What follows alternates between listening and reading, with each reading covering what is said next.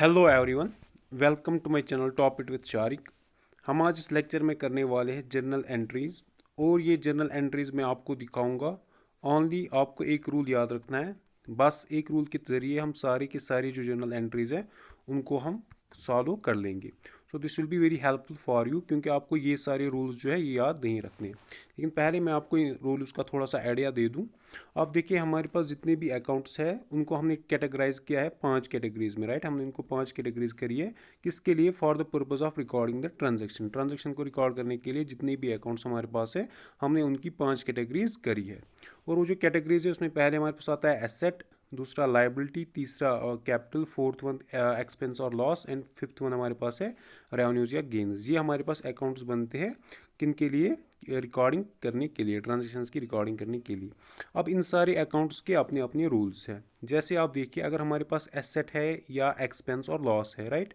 अगर ये हमारे पास इंक्रीज होता है तो इनको हम करते हैं डेबिट। चाहे एसेट इंक्रीज हो या चाहे एक्सपेंस और लॉस इंक्रीज हो, इनको हम कर लेंगे डेबिट। एंड कॉरस्पॉन्डिंगली अगर ये डिक्रीज हो जाएंगे तो इनको हम कर लेंगे credit. That is the first rule. That is the rule first for asset and rule second for expense. In the similar manner जो हमारे पास और 3 अकाउंट्स है, दैट इज लाइबिलिटी और कैपिटल और रेवेन्यू अकाउंट, राइट। इनकी अपनी रूल्स है। क्या रूल्स है? जो लाइबिलिटी अगर इंक्रीज होती है तो उसको हम करते हैं क्रेडिट, और अगर ये डिक्रीज होती है तो इसको हम करते हैं डेबिट। सिमिलरली अगर कैपिटल हमारे पास इंक्रीज होता है इसको हम करते हैं क्रेडिट, एंड ये डिक्रीज होता है इसको हम करते हैं डेबिट। एंड ऑल्सो अगर रेवेन्यू और गेन हमारे पास इंक्रीज होता है इसको हम करते हैं क्रेडिट, एंड डिक्रीज होता है तो इसको हम करते हैं डेबिट, राइट। तो ये आपके पास 5 रूल्स है। या तो आपको ये 5 रूल्स याद रखना है या तो आपको बस वो एक रूल याद रखना है जो मैं आज आपको बताने वाला हूँ। डैट इज़ आपको खाली और खाली ये रूल याद रखिए। Rule first, increase in asset is debited and decrease in asset is credited.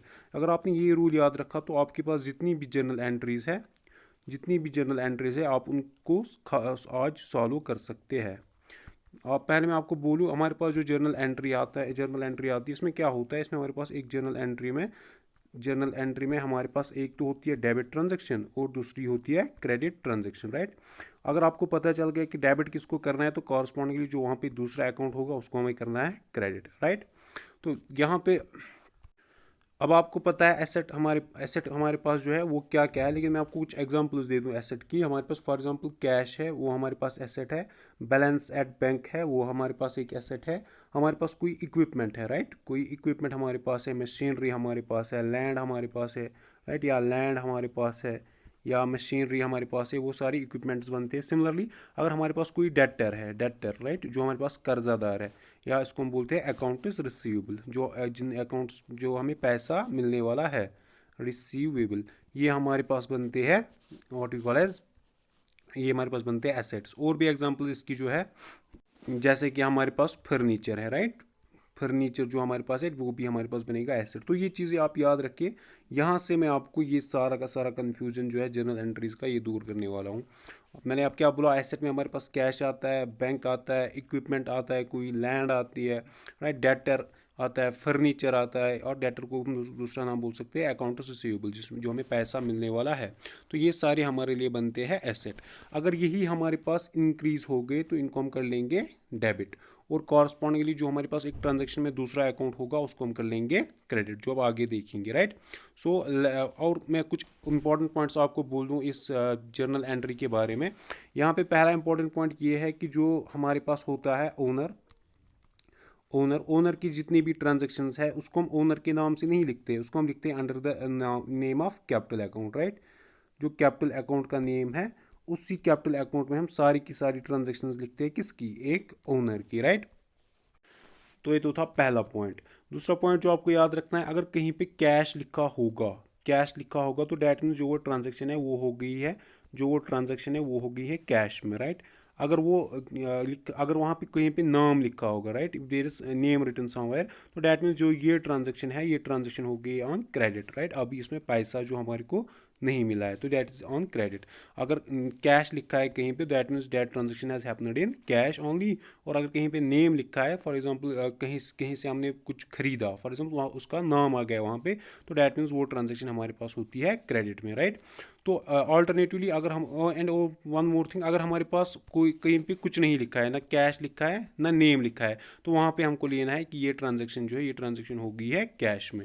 ये तो हो गए दो इंपॉर्टेंट पॉइंट्स। इसके बाद एक और इंपॉर्टेंट पॉइंट जो आपको याद रखना है वो ये है कि अगर हमने एसेट्स को किया है सेल, राइट, और हमने एसेट्स को सेल किया है और एसेट्स को हमने परचेज किया है, राइट, इफ यू सेल और परचेज द एसेट्स, तो यहाँ पे एसेट्स का नाम खुद आता है, राइट। यहाँ पे एसेट्स का जो नाम जो है वो खुद आता है, एसेट नेम इटसेल्फ, यहाँ पे एसेट्स का नेम खुद आ जाता है। फॉर एग्जांपल हमने कहीं पे फर्नीचर, अगर ऑफिस के लिए हमने कहीं पे फर्नीचर जो है लाया, तो वहाँ पे फर्नीचर का अकाउंट आएगा, राइट। सिमिलरली अगर हमने मशीनरी लाई तो वहाँ पे मशीनरी का अकाउंट आएगा। ऑन द अदर हैंड अगर आप देखेंगे, अगर हम गुड्स की अब सेल एंड परचेज करते हैं, गुड्स, राइट, गुड्स की, या गुड्स का दूसरा नाम है इन्वेंट्री, या इसका एक और नाम है स्टॉक, राइट। अगर हम इनकी अब सेल कर लेंगे या इनको हम परचेज कर लेंगे, तो यहाँ पे आपको खाली या ना, यहाँ पे गुड्स का नाम खुद नहीं आएगा, यहाँ पे या तो अंडर अगर सेल किया है तो फिर सेल्स अकाउंट आएगा, और अगर परचेज किया है तो फिर परचेज अकाउंट आएगा। ये आपको याद रखना है, राइट। अगर हमने एसेट्स की, खासकर हमारे पास जो फिक्स्ड एसेट्स है, राइट, अगर हमने उनकी ट्रांजैक्शन करी है, उनकी सेल करी है, उनकी परचेज करी है, तो हमारे पास आएगा एसेट का नाम खुद, राइट। जैसे मशीन के लिए मशीनरी अकाउंट, एंड फर्नीचर के लिए फर्नीचर अकाउंट, लैंड के लिए land account, right. On the other hand अगर हम गुड्स की या इन्वेंट्री की या स्टॉक की ये करते हैं सेल या परचेज, तो यहाँ पे हमें दो अकाउंट्स आती है, या तो आएगा सेल्स अकाउंट या तो आएगा purchase account, right. Sales account में कब आएगा, जब हम इसकी सेल कर लेंगे, और परचेज अकाउंट कब आएगा, जब हम इसकी परचेज करते हैं, राइट। और एक इंपॉर्टेंट पॉइंट नंबर 4 जो आपको याद रखना है वो ये है कि अगर हमने क्रेडिट ट्रांजेक्शन कर ली, राइट, क्रेडिट ट्रांजेक्शन मीन्स अभी हमने पैसा जो है वो नहीं लिया है उससे, तो इस क्रेडिट ट्रांजेक्शन में जो नाम जो आता है, यहाँ पे किसका अकाउंट नाम आता है, जो क्रेडिटर है, राइट, या जो डेटर है, क्रेडिटर है या जो डेटर है, उनका नाम आएगा इसमें, राइट। यहाँ पे कैश नहीं आएगा, यहाँ पे आएगा नाम या तो क्रेडिटर का या तो डेटर का, कब, जब हमारे पास क्रेडिट ट्रांजेक्शन होगी। तो ये भी आपको याद रखना है। फॉर एग्जांपल मैं आपको यहाँ पे आगे मैं इसकी एग्जांपल्स देता हूँ, आप पहले ये पॉइंट्स अपने पास लिख के रखिए, तो ये आपको आगे हेल्पफुल रहेंगे। नाउ लेट्स स्टार्ट फ्रॉम, और एक चीज़ मैं आपको ये भी यहाँ पे ये बोलूँ, हमारे पास जो ये है what you call as accounting equation, वो है कि हमारे पास assets is equal to liability plus capital. This is the accounting equation. हम अगर कोई भी ट्रांजेक्शन कर लेंगे, किसी भी ट्रांजेक्शन में ये accounting equation this should hold good. That means अगर हमारे पास कहीं पे एसेट इंक्रीज होता है, या तो कॉरस्पॉन्डिंगली हमारे पास वहाँ पे एसेट साइमल्टेनियसली डिक्रीज होना चाहिए, या इन दोनों में कोई चीज़ हमारे पास इंक्रीज होनी चाहिए, ताकि ये इक्वेशन जो है this should be holding good, right. For example अगर मेरे पास कोई ट्रांजेक्शन होगी, assets is equal to capital plus liabilities, अगर मेरे पास कोई ट्रांजेक्शन होगी इसमें कैपिटल हो गया इंक्रीज, अब तो लेकिन ये इक्वेशन मेरे पास होल्ड करनी चाहिए गुड, तो उसके लिए मेरे पास क्या अल्टरनेटिव है, अगर कैपिटल इंक्रीज होगी तो लाइबिलिटी मेरे पास डिक्रीज होना चाहिए, या अगर कैपिटल इंक्रीज होगी तो या एसेट मेरे पास इंक्रीज होना चाहिए। या तो ये सिचुएशन पॉसिबल है या तो ये सिचुएशन पॉसिबल है। एसेट्स में भी आप देखेंगे, अगर एसेट हमारे पास इंक्रीज हो गया, एक एसेट इंक्रीज हो गया, तो कॉरस्पॉन्डिंग कोई दूसरा एसेट यहाँ पे डिक्रीज होना चाहिए, या अगर एसेट अब डिक्रीज नहीं होता है तो फिर ये दोनों में कोई एक जो है हमारे पास वो इंक्रीज होना चाहिए। इन शॉर्ट हमारे पास जो जितनी जो कोई भी ट्रांजेक्शन है उसमें जो ये अकाउंटिंग इक्वेशन है this should hold good, right. Now let's start. अब देखिए यहाँ पे ये बोलता है Rohit started business with cash ₹5 lakh, कि रोहित जो है उसने अपना बिजनेस स्टार्ट किया और उसने उसमें डाले कितने कैश, यहाँ पे 5 लाख रुपए उसने डाला। यहाँ पे अगर देखेंगे यहाँ पे कौन कौन सा अकाउंट आएगा, रोहित मैंने अभी बोला ये एक ओनर है, तो इसकी जितनी भी ट्रांजेक्शन्स है वो हम डालेंगे under capital account, right, capital account. तो एक तो हमारे पास यहाँ पे आ गया कैपिटल अकाउंट, और दूसरा यहाँ पे आप देखिए कैश का अकाउंट हमारे पास आता है, राइट, बिजनेस में कैश आता है। तो अब जब बिजनेस में कैश आता है तो यहाँ पे हमें बनेगा फिर कैश अकाउंट। अब मैंने आपको बोला कि अभी आपको खाली एक रूल याद रखना है, that is whenever asset is increased it is debited. आप उसको याद रखेंगे ऐसे tip AID, aid. Asset increase debit, whenever asset increases we have to debit it. अब देखिए यहाँ पे क्या होता है, यहाँ पे देखिए कैश हमारे पास बिजनेस में आता है, तो कैश चूंकि एक एसेट है तो इसको ये क्या हो जाएगा, ये हो जाएगा डेबिट। तो हमारे पास हो जाएगा कैश जो है हमारे पास हो जाएगा डेबिट। पहले मैं आपको यहाँ पे एक बात ये भी बोलूँ कि जो जर्नल एंट्री का जो लिखने का तरीका है उसमें हम जो हमारे पास अकाउंट डेबिट होता है उसको हम ऊपर लिखते हैं, और जो अकाउंट नीचे होता है उसको हम सामने से लगा के फिर नीचे लिखते हैं, राइट। जो अकाउंट डेबिट होता है उसको हम ऊपर लिखते हैं सामने से DR लगा के, और जो फिर क्रेडिट होता है उसको हम आगे लगा के वो वाला अकाउंट लिखते हैं। तो ये हमारे पास ये हमारे पास तरीका है जर्नल एंट्री लिखने का। यहाँ पे अगर आप देखेंगे ये वाली जर्नल एंट्री, इस वाली जर्नल एंट्री में हमारे पास एक तो है कैपिटल अकाउंट, राइट, और दूसरा हमारे पास है कैश अकाउंट। दो अकाउंट्स है यहाँ पे। कैश हमारे पास एक एसेट है, ये इंक्रीज होता है, तो एसेट इंक्रीज हो गया तो इसको हम कर लेंगे डेबिट। एंड सिमिलरली अदर जो हमारे पास अकाउंट है इसको हम कर लेंगे क्रेडिट। रूल आपको बस एक याद रखना है, increase in asset is debited. तो ये जर्नल एंट्री जो है, ये जर्नल एंट्री कुछ इस तरीके से बनेगी, cash account debit to capital account. Cash account को हमने किया है डेबिट टू कैपिटल अकाउंट, और सामने से आपको लिखना है फिर कितना अमाउंट है वो, the amount is something 5 lakh, right, 5 lakh. तो ये बनेगा इसका कुछ ऐसी बनेगी इसकी जर्नल एंट्री, राइट। तो आगे आप यहाँ पे आप देखेंगे, मैंने आपको बोला किसी भी ट्रांजैक्शन के लिए हमारे पास जो अकाउंटिंग इक्वेशन है that should be holding good, and we have accounting equation asset is equal to capital plus liability. यहाँ पे आप देखिए कैश जो हमारे पास इंक्रीज होता है दैट मीन्स एसेट हमारे पास इंक्रीज हो गया है किससे, by 5 lakh. I write this 5 lakh LAC। Similarly अगर आप देखेंगे रोहित जो है हमने कैपिटल अकाउंट जो है यहाँ पे इंट्रोड्यूस किया, उसमें भी हमारे पास 5 लाख रुपया आ गया, तो यहाँ पे कैपिटल अकाउंट भी हमारे पास इंक्रीज होता है। तो यहाँ से जितना एसेट इंक्रीज होता है उतना कैपिटल भी इंक्रीज होता है। तो हमारे पास जो अकाउंटिंग इक्वेशन है दिस होल्ड इज गुड। तो अगर इस ऐसी ट्रांजेक्शन आ गई और वहाँ पे बोला गया इस ट्रांजेक्शन का इफेक्ट क्या है, तो इस ट्रांजेक्शन का इफेक्ट ये है कि इससे एसेट भी इंक्रीज होता है और कैपिटल भी इंक्रीज होता है, राइट। तो अब देखिए दूसरी ट्रांजेक्शन यहाँ पे हमारे पास वो बोलता है opened A bank account with an amount of ₹4,80,000। कि अब उसने क्या किया, जो उसने पहले 5 लाख रुपये डाले थे, अब इस 5 लाख में से वो बोलता है कि मैं डालूंगा कितना, 4,80,000 जो है वो मैं जमा कर लूँगा बैंक में। तो यहाँ पे आप देखिए यहाँ पे 2 अकाउंट्स इंट्रोड्यूस हो जाएंगे। एक तो हमारे पास जो आएगा बैंक का अकाउंट, राइट, बैंक का अकाउंट, और दूसरा वो उसमें डाल रहा है कैश, राइट, तो वहाँ पे आएगा फिर कैश का अकाउंट। ये 2 अकाउंट्स आएंगे। बैंक का अकाउंट इसलिए क्योंकि उसने अब बैंक में पैसा डाला है, कैश का अकाउंट इसलिए क्योंकि वो कैश डाल रहा है उसमें, राइट। तो यहाँ पे हमारे पास 2 चीज़ें आती है। अब देखिए मैंने अभी आपको बोला जो हमारे पास बैंक का अकाउंट है ये भी हमारे पास एक एसेट है, और जो हमारे पास कैश का अकाउंट है ये भी हमारे पास एक एसेट है। यहाँ पे अगर आप देखेंगे कैश हमसे चला जा रहा है, राइट, वो बैंक में जा रहा है, मीन्स हमारे पास जो अभी कैश है वो कम हो रहा है, तो ये हमारे पास हो रहा है कम, और बैंक में जो पैसा जो हमारे पास बढ़ रहा है तो ये हमारे पास हो रहा है इंक्रीज। तो यहाँ पे सीधी ही रूल आता है, जो हमारे पास एसेट इंक्रीज होता है उसको हम कर लेंगे डेबिट, तो जो बैंक अकाउंट है इसको हम कर लेंगे डेबिट, और कैश को हम क्या कर लेंगे, इसको हम कर लेंगे credit. Increase in asset is debited, right. तो कॉरस्पॉन्डिंगली ये भी हमारे पास एसेट ही है, ये डिक्रीज होता है तो इसको हम कर लेंगे क्रेडिट। तो अगर आपको इसकी जर्नल एंट्री लिखनी होगी तो इसकी जर्नल एंट्री जो है वो कुछ यूँ आएगी। Journal entry will be like, हमारे पास जो ये है बैंक अकाउंट वो हो जाएगा डेबिट टू कैश अकाउंट हो जाएगा क्रेडिट, और जो अमाउंट हमारे पास है डेट इज 4,80,000, राइट। तो ऐसे कुछ आएगा ये, right. Now let's move to third transaction. Third transaction क्या है, वो बोलता है brought furniture for ₹60,000 and issued a cheque for the same. कि अब उसने क्या किया, वो बोल रहा है अब मुझे फर्नीचर लाना है, किसके लिए, मतलब जो उसका बिजनेस है उसके लिए उसको फर्नीचर लाना है, उसमें उसको ये यूज़ हो जाएगा, इसको ये सोल्ड नहीं करना है बट उसको ये यूज़ हो जाएगा अपने लिए। तो वो बोलता है अब मुझे फर्नीचर लाना है कितने पैसों के लिए, 60,000 के लिए, और वो इसके लिए चेक देता है, राइट। अगर आप देखेंगे यहाँ पे कौन कौन अकाउंट इंट्रोड्यूस हो जाएगा, एक तो हो जाएगा फर्नीचर, राइट। फर्नीचर मैंने अभी आपको बोला कि अगर हम एसेट्स की ये ट्रांजैक्शन करते हैं तो इसमें एसेट्स का नाम खुद आता है, तो यहाँ पे आपके पास आएगा फर्नीचर अकाउंट।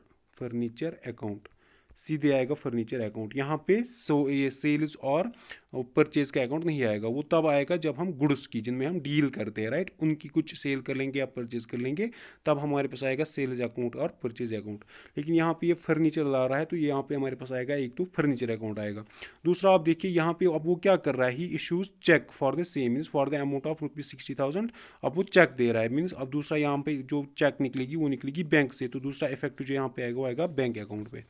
अभी आप देखिए फर्नीचर जो हमारे पास है, this is an asset, right, and bank जो हमारे पास है that is also an asset. यहाँ पे फर्नीचर आ रहा है, ये तो बढ़ रहा है, राइट, तो दिस इज इंक्रीजिंग।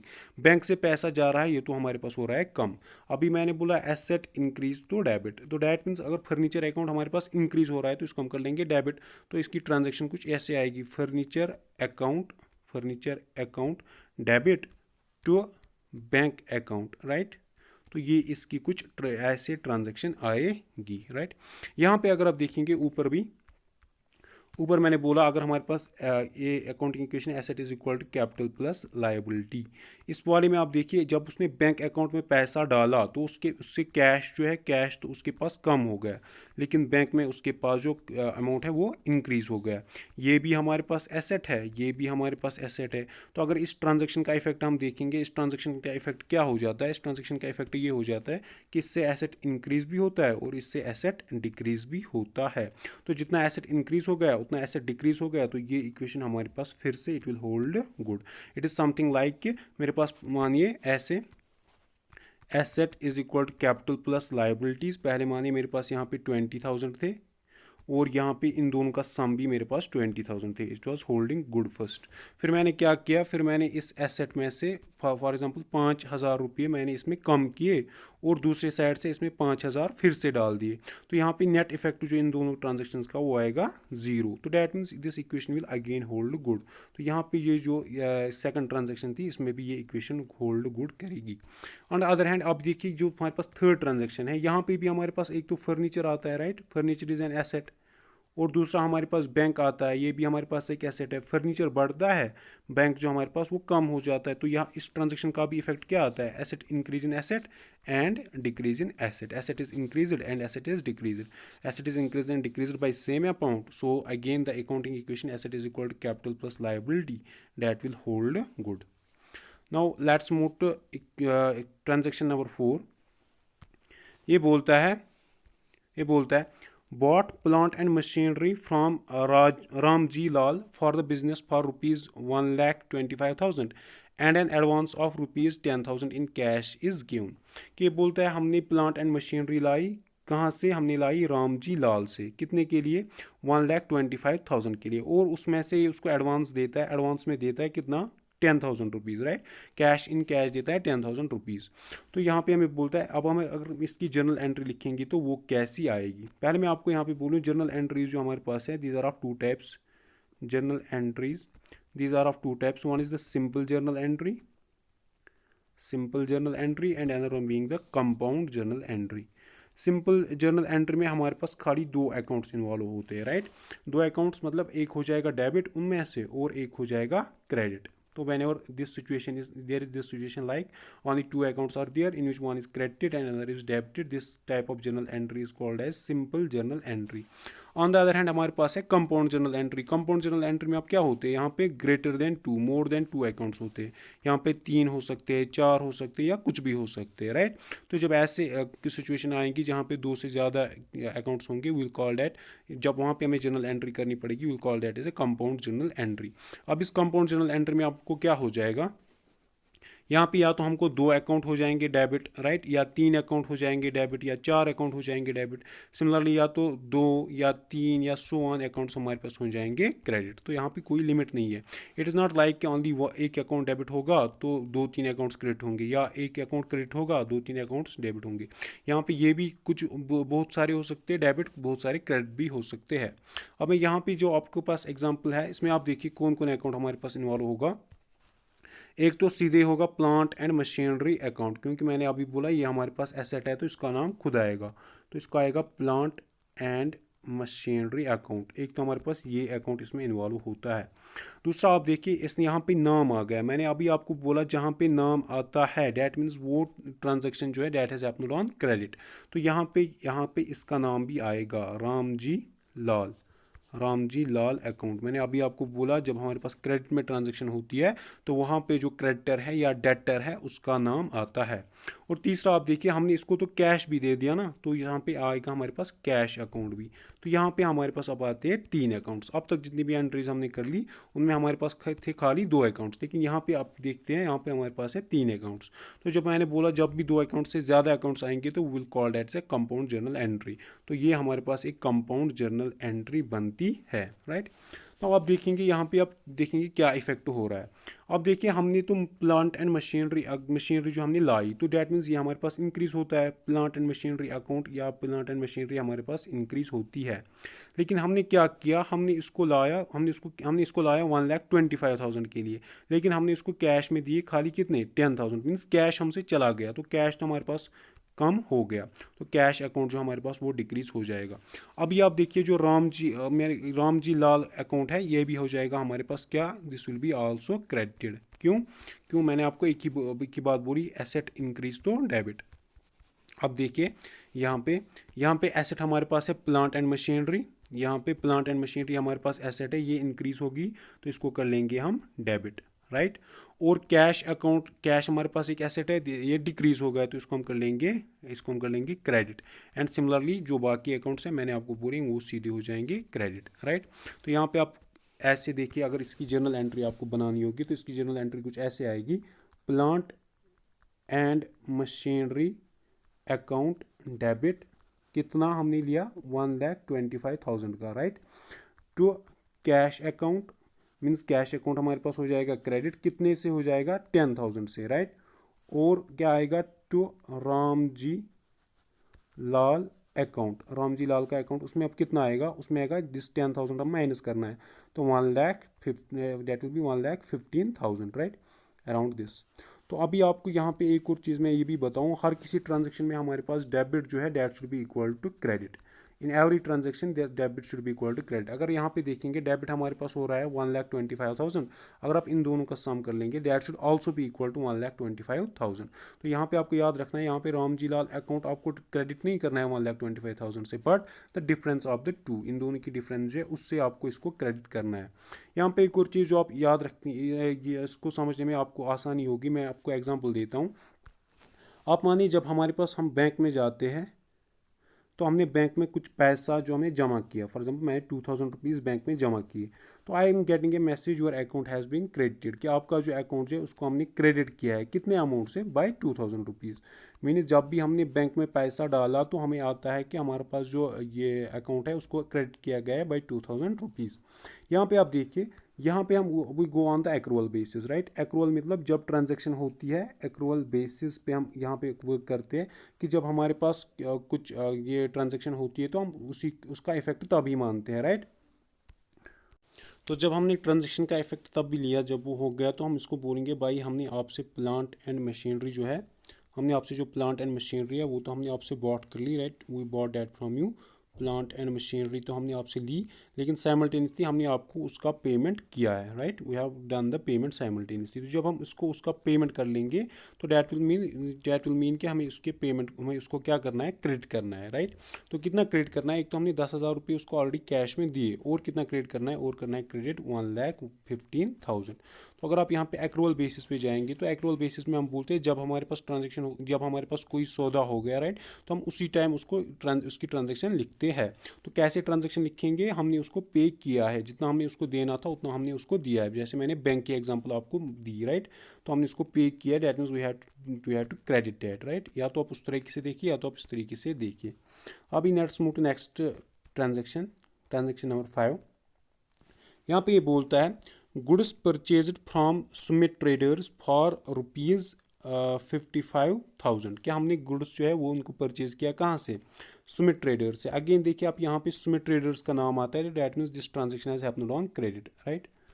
तो ये ट्रांजेक्शन हमारे पास क्रेडिट में होगी, इसमें हमने अभी कैश जो इसको नहीं दिया है।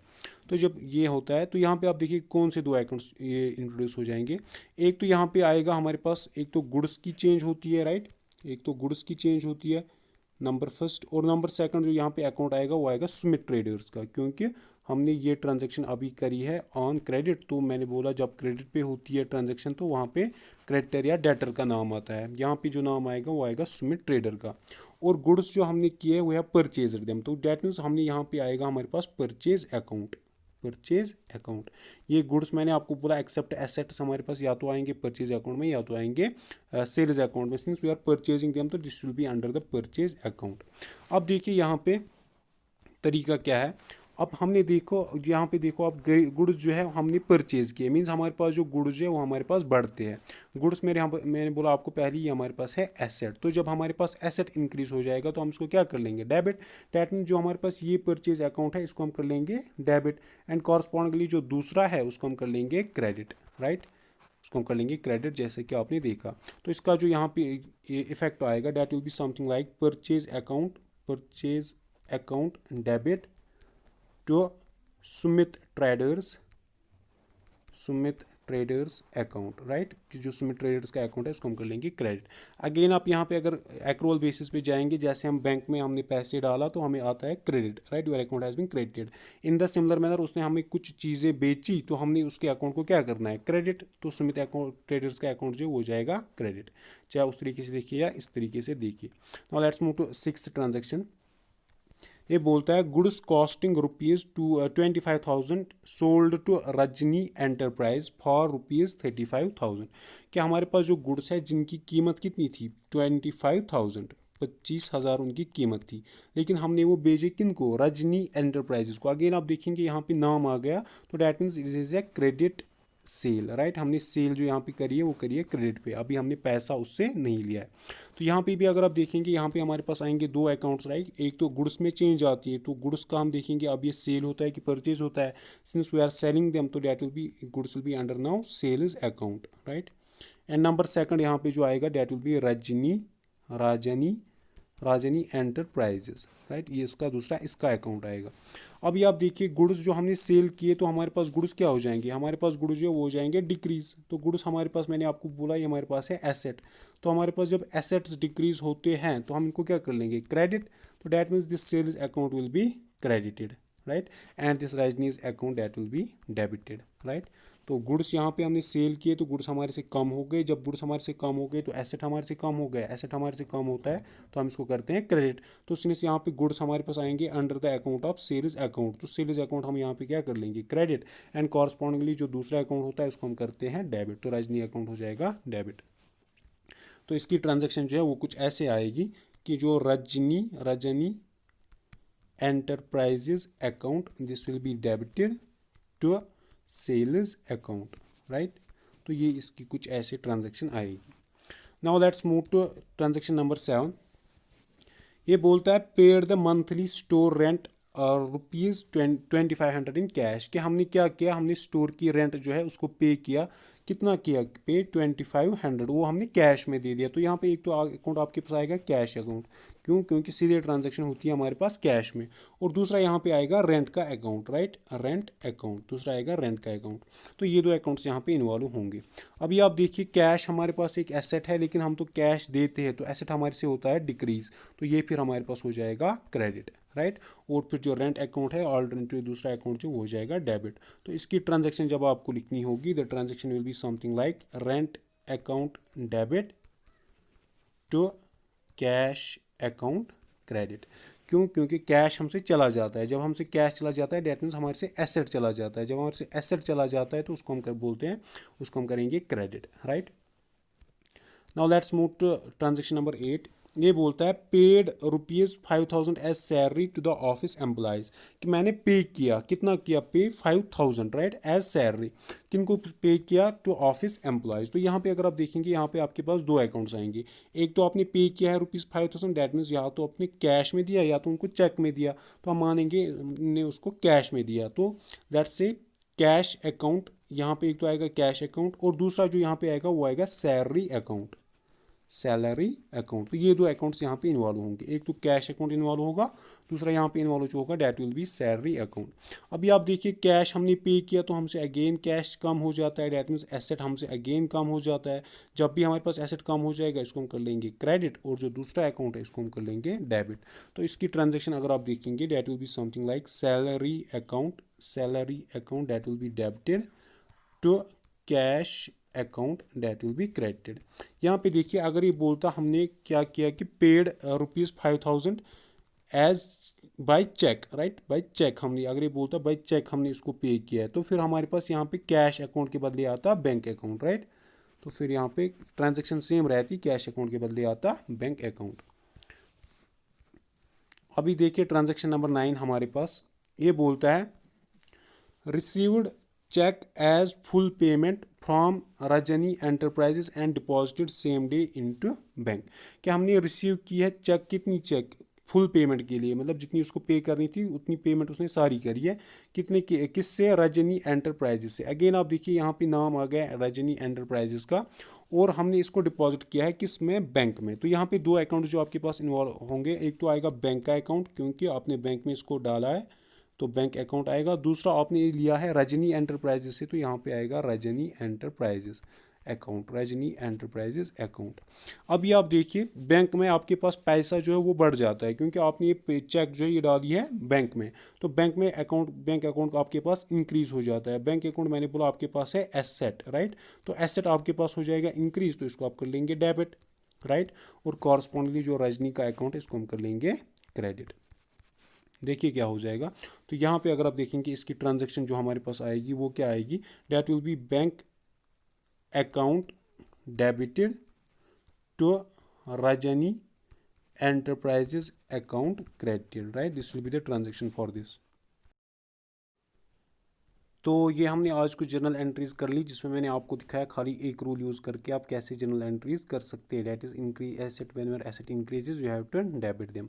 तो आगे next lecture will continue this journal entries, और ये सारी की सारी आपको टेक्स्ट पे मिलेंगी, और आगे next lecture will do the journal entries, ये वाली, दीज वंस, ये वाली, और इनको भी हम यही रूल से, इसी वाले रूल से हम इन सारी को भी कर सकते हैं। मैं आपको आगे नेक्स्ट लेक्चर ये दिखाऊंगा, तो आप इनको खुद भी ट्राई कर रहे हैं। If you can do them तो good, if you can not तो in next lecture will definitely do them. So I hope this thing was helpful for you. आपको वो सारे रूल्स याद नहीं रखने हैं। At the end of the day what you have to do, you have to solve an MCQ, right. तो आपको MCQ ही निकालना है at the end of the day. तो वही एमसीक्यू निकालने का शॉर्टकट मैंने आज आपको बताया। आई hope this was helpful. Thank you and best of luck.